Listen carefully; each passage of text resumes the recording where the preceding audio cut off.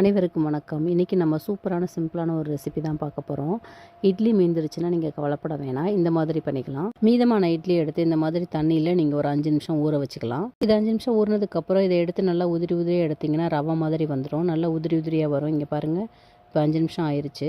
நீங்கள் அப்படியே உதுத்திங்கன்னா அது கட்டி கட்டியாக இருக்கும், ரவை மாதிரி இருக்காது, டேஸ்ட்டும் இருக்காது. இந்த மாதிரி நீங்கள் ட்ரை பண்ணி பாருங்கள். அடுத்து ஒரு கடை சூடானதுக்கப்புறம் 2 ஸ்பூன் ஆயில் சேர்த்துக்கோங்க. 1 ஸ்பூன் கடுகு, ஒரு ஸ்பூன் உளுந்தம்பருப்பு, 1 ஸ்பூன் கடலைப்பருப்பு சேர்த்துக்கோங்க. அது நல்லா வறுத்ததுக்கப்புறம் ஒரு 4-5 பச்சை மிளகாய், கொஞ்சம் இஞ்சி, அது கூட நம்ம கட் பண்ணி வச்சுருக்க வெங்காயத்தையும் சேர்த்து கொஞ்சம் உப்பு சேர்த்து நல்லா வதக்கிக்கலாம்.